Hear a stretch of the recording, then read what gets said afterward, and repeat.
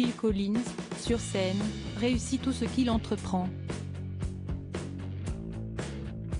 Dans sa vie intime, les choses ont été un peu plus compliquées. En effet, entre le musicien et sa fille, Lily Collins, la star d'Emily in Paris, les relations n'ont pas toujours été radieuses. Au mois de mars dernier, Phil Collins a fait ses adieux à la scène, et signé la fin du mythique groupe Genesis. Et les fans étaient venus en nombre à l'O2 Arena de Londres pour voir se tourner cette page de l'histoire de la musique. Phil Collins, qui connaît de très graves problèmes de santé, avait fait cette tournée en chantant assis. Et ses admirateurs n'avaient pu que constater que l'interprète d'Against All Odds était affaibli et considérablement amaigri.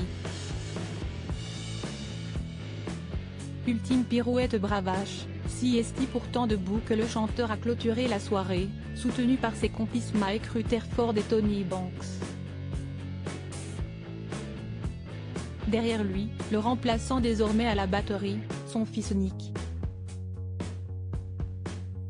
Dans les coulisses, Lily Collins assistait bouleversée aux adieux scéniques de son célèbre papa dont elle témoignait avec une incroyable émotion dans un post publié sur Instagram. Un mot d'amour comme une preuve qu'entré l'âge de guerre était définitivement enterré.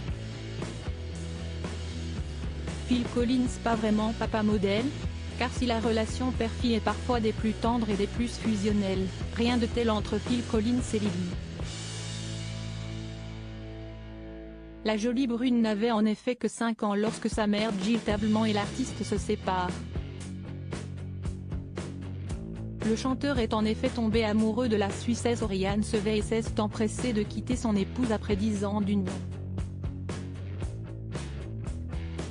Après la rupture, en 1994, Lily et sa mère déménagent à Los Angeles, et le chanteur ne fait pas, si est le moins que l'on puisse dire, des pieds et des mains pour voir sa fille trop occupée à sa nouvelle histoire d'amour. L'interprète de In the Air Tonight se contente donc des vacances scolaires, un traumatisme pour la fillette hypersensible.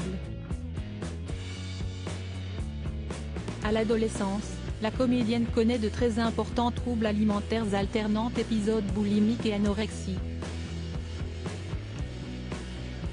Sur cette période très sombre, dont elle ne sortira qu'après des années de lutte, épaulée par sa mère, Lily écrit en 2017 dans une autobiographie intitulée Unfiltered, No Shame, No Regret, Just Me, la plupart de mes insécurités les plus profondes proviennent de ces problèmes avec mon père. Après des années de conflits ouverts, la jeune femme y exprime le pardon accordé à son célèbre père pour ses fautes.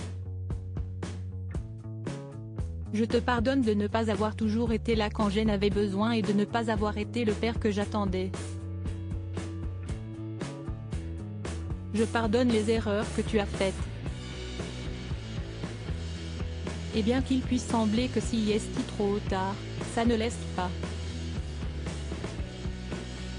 Il y a encore tellement de temps pour aller de l'avant, écrivait-elle ajoutant, nous faisons tous des choix et, bien que je n'excuse pas certains des tiens, au bout du compte, nous ne pouvons pas réécrire le passé.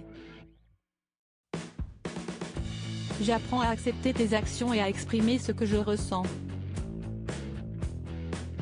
J'accepte et j'honore la tristesse et la colère que j'ai ressenties envers les choses que tu as faites ou pas faites, que tu m'as données ou pas. Un travail sur elle-même qui semble avoir payé.